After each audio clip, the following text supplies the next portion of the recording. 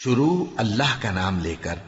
جو بڑا مہربان نہایت رحم والا ہے۔ سب تعریف اللہ ہی کو ہے جس نے اپنے محبوب بندے محمد صلی اللہ علیہ وآلہ وسلم پر یہ کتاب نازل کی اور اس میں کسی طرح کی کجی اور پیچیدگی نہ رکھی، بلکہ سیدھی اور سلیس اتاری تاکہ لوگوں کو عذاب سخت سے جو اس کی طرف سے آنے والا ہے ڈرائے، اور مومنوں کو جو نیک عمل کرتے ہیں خوشخبری سنائے کہ ان کے لیے ان کے کاموں کا نیک بدلہ یعنی بہشت ہے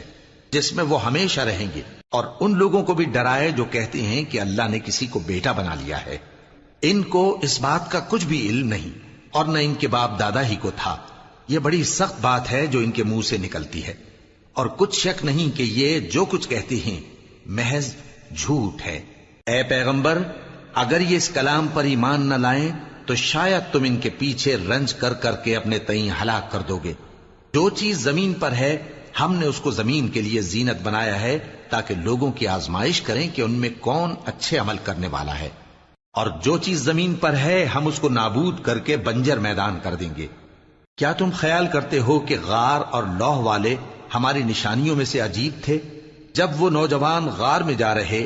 تو کہنے لگے کہ اے ہمارے پروردگار، ہم پر اپنے ہاں سے رحمت نازل فرما اور ہمارے کام میں درستی کے سامان مہیا کر۔ تو ہم نے غار میں کئی سال تک ان کے کانوں پر نیند کا پردہ ڈالے رکھا، یعنی ان کو سلائے رکھا، پھر ان کو جگا اٹھایا تاکہ معلوم کریں کہ جتنی مدت وہ غار میں رہے دونوں جماعتوں میں سے اس کی مقدار کس کو خوب یاد ہے۔ ہم ان کے حالات تم سے صحیح صحیح بیان کرتے ہیں۔ وہ کئی نوجوان تھے جو اپنے پروردگار پر ایمان لائے تھے، اور ہم نے ان کو اور زیادہ ہدایت دی تھی، اور ان کے دلوں کو مربوط یعنی مضبوط کر دیا۔ جب وہ اٹھ کھڑے ہوئے تو کہنے لگے کہ ہمارا پروردگار آسمانوں اور زمین کا مالک ہے، ہم اس کے سوا کسی کو معبود سمجھ کر نہ پکاریں گے۔ اگر ایسا کیا تو اس وقت ہم نے بے عقلی کی بات کی۔ ان ہماری قوم کے لوگوں نے اس کے سوا اور معبود بنا رکھے ہیں، بھلا یہ ان کے معبود ہونے پر کوئی کھلی دلیل کیوں نہیں لاتے؟ تو اس سے زیادہ کون ظالم ہے جو اللہ پر جھوٹ باندھے؟ اور جب تم نے ان مشرکوں سے اور جن کی یہ اللہ کے سوا عبادت کرتے ہیں ان سے کنارہ کر لیا ہے تو غار میں چل رہو، تمہارا پروردگار تمہارے لیے اپنی رحمت وسیع کر دے گا اور تمہارے کاموں میں آسانی کے سامان مہیا کرے گا۔ اور جب سورج نکلے تو تم دیکھو کہ دھوپ ان کے غار سے داہنی طرف سمٹ جائے، اور جب غروب ہو تو ان سے بائیں طرف کترا جائے، اور وہ اس غار کے کشادہ حصے میں تھے۔ یہ اللہ کی نشانیوں میں سے ہیں، جس کو اللہ ہدایت دے وہ ہدایت یاب ہے، اور جس کو گمراہ رہنے دے تو تم اس کے لیے کوئی دوست راہ بتانے والا نہ پاؤ گے۔ اور تم ان کے متعلق خیال کرو کہ وہ جاگ رہے ہیں حالانکہ وہ سوتے ہیں، اور ہم ان کو دائیں اور بائیں کروٹ بدلاتے تھے، اور ان کا کتا چوکھٹ پر دونوں ہاتھ پھیلائے ہوئے تھا۔ اگر تم ان کو جھانک کر دیکھتے تو پیٹ پھیر کر بھاگ جاتے اور ان سے دہشت میں آ جاتے۔ اور اسی طرح ہم نے ان کو اٹھایا تاکہ آپس میں ایک دوسرے سے دریافت کریں۔ ایک کہنے والے نے کہا کہ تم یہاں کتنی مدت رہے؟ انہوں نے کہا کہ 1 دن یا اس سے بھی کم۔ انہوں نے کہا کہ جتنی مدت تم رہے ہو تمہارا پروردگار ہی اس کو خوب جانتا ہے، تو اپنے میں سے کسی کو یہ روپیہ دے کر شہر بھیجو، وہ دیکھے کہ نفیس کھانا کون سا ہے تو اس میں سے کھانا لے آئے، اور احتیاط سے آئے جائے اور تمہارا حال کسی کو نہ بتائے۔ اگر وہ تم پر دسترس پا لیں گے تو تمہیں سنسار کر دیں گے یا پھر اپنے مذہب میں داخل کر لیں گے، اور اس وقت تم کبھی فلاح نہیں پاؤ گے۔ اور اسی طرح ہم نے لوگوں کو ان کے حال سے خبردار کر دیا تاکہ وہ جانیں کہ اللہ کا وعدہ سچا ہے، اور یہ کہ قیامت جس کا وعدہ کیا جاتا ہے اس میں کچھ شک نہیں۔ اس وقت لوگ ان کے بارے میں باہم جھگڑنے لگے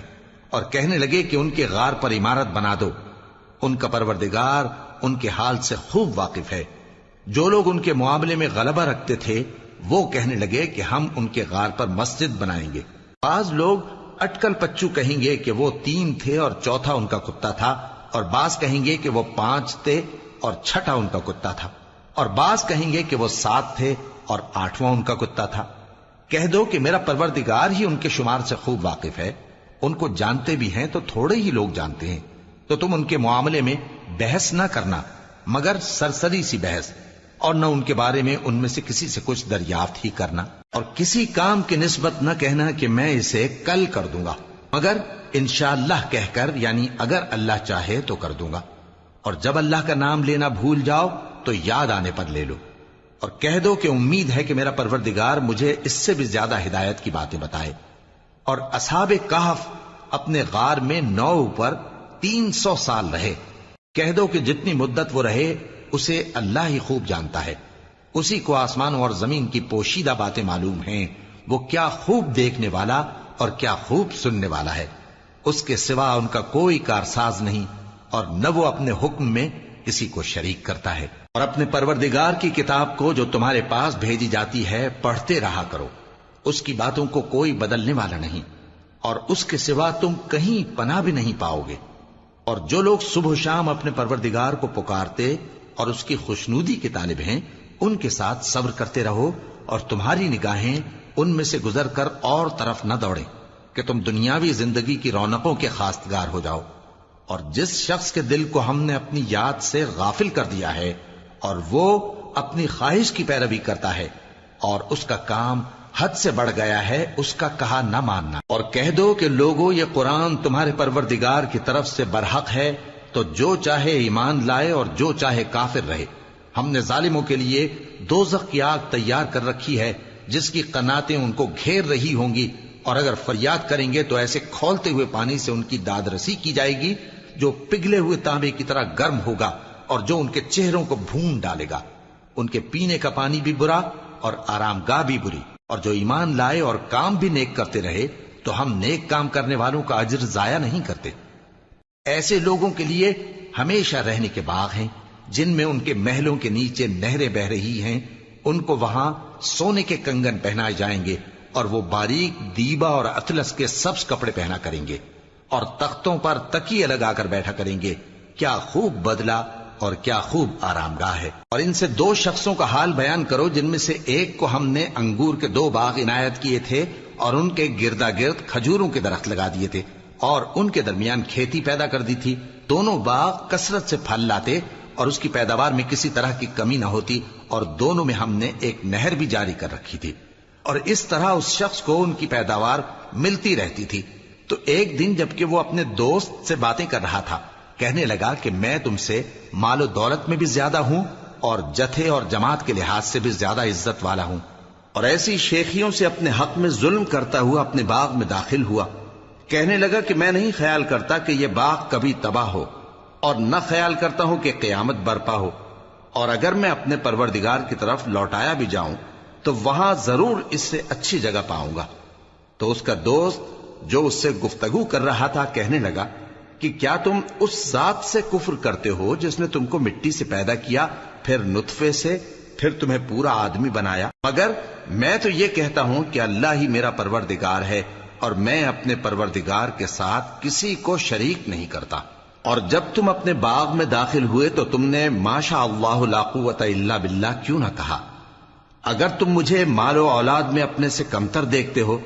تو عجب نہیں کہ میرا پروردگار مجھے تمہارے باغ سے بہتر عطا فرمائے اور تمہارے اس باغ پر آسمان سے آفت بھیج دے تو وہ صاف میدان ہو جائے، یا اس باغ کی نہر کا پانی گہرائی میں اتر جائے تو پھر تم اسے تلاش نہ کر سکو، اور اس کے میووں کو عذاب نے آ گھیرا اور وہ اپنی چھتریوں پر گر کر رہ گیا، تو جو مال اس نے اس پر خرچ کیا تھا اس پر حسرت سے ہاتھ ملنے لگا اور کہنے لگا کہ کاش میں اپنے پروردگار کے ساتھ کسی کو شریک نہ بناتا۔ اس وقت اللہ کے سوا کوئی جماعت اس کی مددگار نہ ہوئی اور نہ وہ بدلہ لے سکا۔ یہاں سے ثابت ہوا کہ حکومت سب اللہ کی ہے، جو معبود برحق ہے وہی بہترین ثواب عطا کرنے والا اور بہترین انجام لانے والا ہے۔ اور ان سے دنیا کی زندگی کی مثال بھی بیان کر دو کہ وہ ایسی ہے جیسے پانی جسے ہم نے آسمان سے برسایا تو اس کے ساتھ زمین کی پیداوار مل کر نکلی، پھر وہ چورا چورا ہو گئی کہ ہوائیں اسے اڑاتی پھرتی ہیں،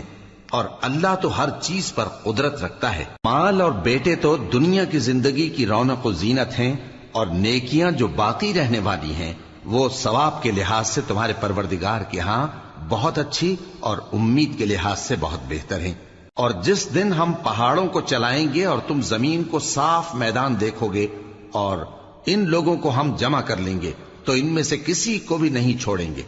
اور سب تمہارے پروردگار کے سامنے صف باندھ کر لائے جائیں گے،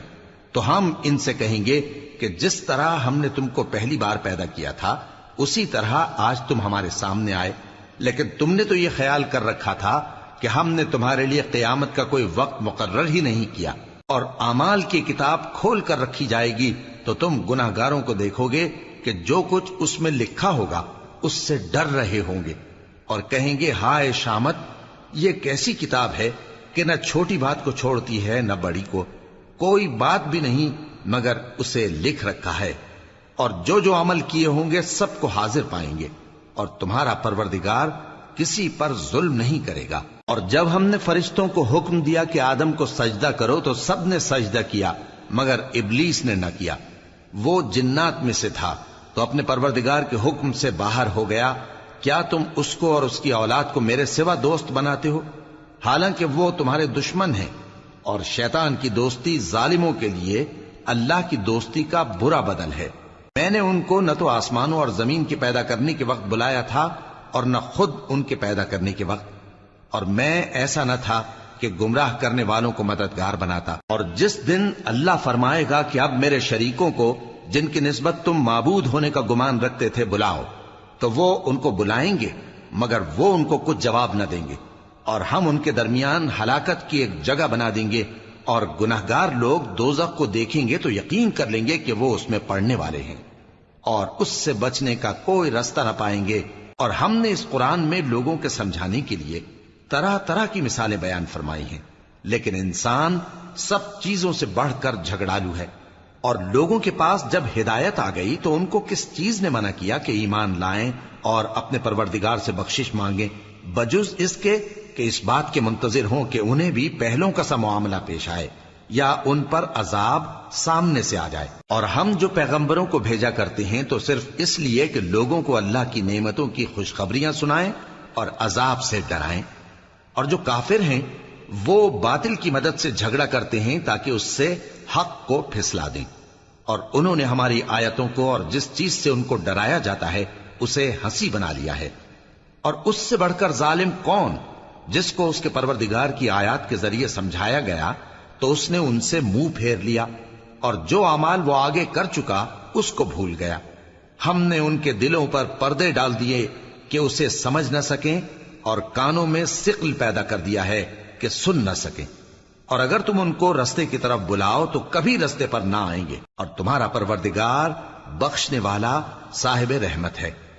اگر وہ ان کے کرتوتوں پر ان کو پکڑنے لگے تو ان پر جھٹ عذاب بھیج دے، مگر ان کے لیے ایک وقت مقرر کر رکھا ہے کہ اس کے عذاب سے کوئی پناہ کی جگہ نہ پائیں گے۔ اور یہ بستیاں جو ویران پڑی ہیں، جب انہوں نے کفر کر کے ظلم کیا تو ہم نے ان کو تباہ کر دیا، اور ان کی تباہی کے لیے ایک وقت مقرر کر دیا تھا۔ اور جب موسیٰ نے اپنے شاگرد سے کہا کہ جب تک میں دو دریاؤں کے ملنے کی جگہ نہ پہنچ جاؤں ٹلنے کا نہیں، خاص صدیوں چلتا رہوں، پھر جب وہ دونوں ان دریاؤں کے سنگم پر پہنچے تو اپنی مچھلی بھول گئے، پھر اس مچھلی نے دریا میں سرنگ کی طرح اپنا رستہ بنا لیا۔ جب آگے چلے تو موسیٰ نے اپنے شاگرد سے کہا کہ ہمارا کھانا لاؤ، اس سفر سے ہم کو بہت تکان ہو گئی ہے۔ اس نے کہا کہ بھلا آپ نے دیکھا کہ جب ہم نے اس چٹان کے پاس آرام کیا تھا تو میں مچھلی وہیں بھول گیا، اور مجھے آپ سے اس کا ذکر کرنا شیطان نے بھلا دیا، اور اس مچھلی نے عجیب طرح سے دریا میں اپنا رستہ بنایا۔ موسیٰ نے کہا یہی تو وہ مقام ہے جسے ہم تلاش کرتے تھے، تو وہ اپنے پاؤں کے نشان دیکھتے دیکھتے لوٹ گئے۔ وہاں انہوں نے ہمارے بندوں میں سے ایک بندہ دیکھا جس کو ہم نے اپنے ہاں سے رحمت خاص سے نوازا تھا اور اپنے پاس سے ایک خاص علم بخشا تھا۔ موسیٰ نے ان سے جن کا نام خضر تھا کہا کہ جو علم اللہ کی طرف سے آپ کو سکھایا گیا ہے، اگر آپ اس میں سے مجھے کچھ بھلائی کی باتیں سکھائیں تو میں آپ کے ساتھ رہوں۔ خضر نے کہا کہ تم میرے ساتھ رہ کر صبر نہیں کر سکو گے،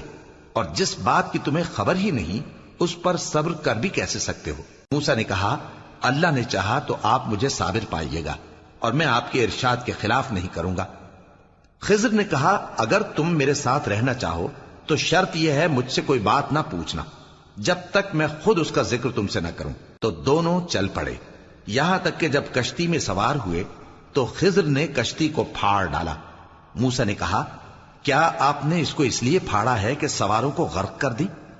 یہ تو آپ نے بڑی عجیب بات کی۔ خضر نے کہا کیا میں نے نہیں کہا تھا کہ تم میرے ساتھ صبر نہ کر سکو گے؟ موسیٰ نے کہا کہ جو بھول مجھ سے ہوئی اس پر مواخذہ نہ کیجیے اور میرے معاملے میں مجھ پر مشکل نہ ڈالیے۔ پھر دونوں چلے، یہاں تک کہ رستے میں ایک لڑکا ملا تو خضر نے اسے مار ڈالا۔ موسیٰ نے کہا کہ آپ نے ایک بے گناہ شخص کو ناحق بغیر قصاص کے مار ڈالا، یہ تو آپ نے بری بات کی۔ خضر نے کہا کیا میں نے نہیں کہا تھا کہ تم سے میرے ساتھ صبر نہیں ہو سکے گا؟ انہوں نے کہا کہ اگر میں اس کے بعد پھر کوئی بات پوچھوں یعنی اعتراض کروں تو مجھے اپنے ساتھ نہ رکھیے گا کہ آپ میری طرف سے عذر کے قبول کرنے میں حد کو پہنچ گئے ہیں۔ پھر دونوں چلے، یہاں تک کہ گاؤں والوں کے پاس پہنچے اور ان سے کھانا طلب کیا۔ انہوں نے ان کی ضیافت کرنے سے انکار کیا۔ پھر انہوں نے وہاں ایک دیوار دیکھی جو گرا چاہتی تھی تو خضر نے اس کو سیدھا کر دیا۔ موسیٰ نے کہا کہ اگر آپ چاہتے تو ان سے اس کا معاوضہ لے لیتے تاکہ کھانے کا کام چلتا۔ خضر نے کہا کہ اب مجھ میں اور تم میں علیحدگی، مگر جن باتوں پر تم صبر نہ کر سکے میں ان کا تمہیں بھید بتائے دیتا ہوں کہ وہ جو کشتی تھی غریب لوگوں کی تھی جو دریا میں محنت کر کے یعنی کشتیاں چلا کر گزارا کرتے تھے، اور ان کے سامنے کی طرف ایک بادشاہ تھا جو ہر اچھی کشتی کو زبردستی چھین لیتا تھا،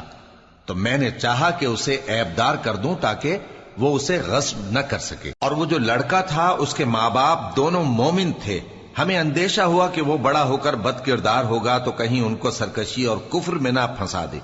تو ہم نے چاہا کہ ان کا پروردگار اس کی جگہ ان کو اور بچہ عطا فرمائے جو اخلاقی پاکیزگی میں بہتر اور محبت میں زیادہ قریب ہو۔ اور وہ جو دیوار تھی سو 2 یتیم لڑکوں کی تھی جو شہر میں رہتے تھے، اور اس کے نیچے ان کا خزانہ دفن تھا، اور ان کا باپ ایک نیک آدمی تھا۔ تو تمہارے پروردگار نے چاہا کہ وہ اپنی جوانی کو پہنچ جائیں اور پھر اپنا خزانہ نکالیں۔ یہ تمہارے پروردگار کی مہربانی ہے، اور یہ کام میں نے اپنی طرف سے نہیں کیے، یہ ان باتوں کی حقیقت ہے جن پر تم صبر نہ کر سکے۔ اور تم سے ذوالقرنین کے بارے میں دریافت کرتے ہیں، کہہ دو کہ میں اس کا کسی قدر حال تمہیں پڑھ کر سناتا ہوں۔ ہم نے اس کو زمین میں بڑا اقتدار دیا تھا اور ہر طرح کا سامان اس کو عطا کیا تھا، تو اس نے ایک سفر کا سامان کیا، یہاں تک کہ جب سورج کے غروب ہونے کی جگہ پہنچا تو اسے ایسا پایا کہ ایک کیچڑ والے چشمے میں ڈوب رہا ہے، اور اس چشمے کے پاس ایک قوم دیکھی۔ ہم نے کہا ذوالقرنین تم ان کو خواہ تکلیف دو خواہ ان کے بارے میں بھلائی اختیار کرو، دونوں باتوں کی تم کو قدرت ہے۔ ذوالقرنین نے کہا کہ جو کفر و بد کرداری سے ظلم کرے گا اسے ہم سزا دیں گے، پھر وہ اپنے پروردگار کی طرف لوٹایا جائے گا تو وہ بھی اسے بڑا عذاب دے گا، اور جو ایمان لائے گا اور عمل نیک کرے گا اس کے لیے بہت اچھا بدلہ ہے، اور ہم اپنے معاملے میں اس سے نرم بات کہیں گے۔ پھر اس نے ایک اور سامان سفر کیا، یہاں تک کہ سورج کے طلوع ہونے کے مقام پر پہنچا تو دیکھا کہ وہ ایسے لوگوں پر طلوع ہوتا ہے جن کے لیے ہم نے دھوپ سے بچاؤ کی کوئی اوٹ نہیں بنائی تھی۔ حقیقت یوں ہی تھی، اور جو کچھ اس کے پاس تھا ہم کو سب کی خبر تھی۔ پھر اس نے ایک اور سفر کا سامان کیا، یہاں تک کہ 2 اونچے سیدھے پہاڑوں کے درمیان پہنچا تو دیکھا کہ ان کے اس طرف کچھ لوگ ہیں کہ بات کو سمجھ نہیں سکتے۔ ان لوگوں نے کہا کہ اے ذوالقرنین، یاجوج اور ماجوج اس علاقے میں فساد کرتے رہتے ہیں، بھلا ہم آپ کے لیے خرچ کا انتظام کر دیں کہ آپ ہمارے اور ان کے درمیان ایک دیوار کھینچ دیں۔ ذوالقرنین نے کہا کہ خرچ کا جو مقدور اللہ نے مجھے بخشا ہے وہ بہت اچھا ہے، تم مجھے قوت بازو سے مدد دو، میں تمہارے اور ان کے درمیان ایک مضبوط رکاوٹ بنا دوں گا۔ تم لوہے کے بڑے بڑے تختے میرے پاس لاؤ۔ چنانچہ کام جاری کر دیا گیا، یہاں تک کہ جب اس نے دونوں پہاڑوں کے درمیان کا حصہ برابر کر دیا اور کہا کہ اب اسے دھوکو، یہاں تک کہ جب اس کو دھونک دھونک کر آگ کر دیا تو کہا کہ اب میرے پاس تانبا لاؤ کہ اس پر پگھلا کر ڈال دوں۔ پھر ان میں یہ قدرت نہ رہی کہ اس پر چڑھ سکیں، اور نہ یہ طاقت رہی کہ اس میں نقب لگا سکیں۔ بولا کہ یہ میرے پروردگار کی مہربانی ہے، پھر جب میرے پروردگار کا وعدہ آ پہنچے گا تو اس کو ڈھا کر ہموار کر دے گا، اور میرے پروردگار کا وعدہ سچا ہے۔ اس روز ہم ان کو چھوڑ دیں گے کہ روئے زمین پر پھیل کر ایک دوسرے میں گھس جائیں گے، اور سور پھونکا جائے گا تو ہم سب کو جمع کر لیں گے، اور اس روز ہم جہنم کو کافروں کے سامنے لائیں گے جن کی آنکھیں میری یاد سے پردے میں تھیں اور وہ سننے کی طاقت نہیں رکھتے تھے۔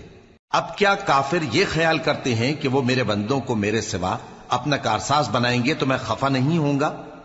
ہم نے ایسے کافروں کے لیے जहन्नम की मेहमानी तैयार कर रखी है। कह दो कि हम तुम्हें ऐसे लोग बताएं जो अमाल के लिहाज से बड़े नुकसान में हैं। ये वो लोग हैं जिनकी दौड़ धूप दुनिया की जिंदगी में बर्बाद हो गई और वो ये समझे हुए हैं कि वो अच्छे काम कर रहे हैं। ये वो लोग हैं जिन्होंने अपने परवरदिगार की आयतों को न माना और उसके सामने जाने से इनकार किया, तो उनके आमाल जाया हो गए। सो हम क़यामत के दिन उनके लिए कुछ भी वजन कायम नहीं करेंगे। ये उनकी सजा है यानी जहन्नम, इसलिए कि उन्होंने कुफ्र किया और हमारी आयतों और हमारे पैगंबरों की हंसी उड़ाई। जो लोग ईमान लाए और अमल नेक किए उनके लिए बहिश्त के बाग बतौर मेहमानी होंगे, हमेशा उनमें रहेंगे और वहां से मकान बदलना न चाहेंगे। कह दो कि अगर समंदर मेरे परवरदिगार की बातों के लिखने के लिए रोशनाई हो तो कबल इसके कि मेरे परवरदिगार की बातें तमाम हों समंदर खत्म हो जाए, अगरचे हम वैसा ही और उसकी मदद को लाएं। कह दो कि मैं तुम्हारी तरह का एक बशर हूं, अलबत्ता मेरी तरफ वही आती है कि तुम्हारा माबूद वही एक माबूद है। तो जो शख्स अपने परवरदिगार से मिलने की उम्मीद रखे चाहिए कि अमल नेक करे और अपने परवरदिगार की इबादत में किसी को शरीक ना बनाए।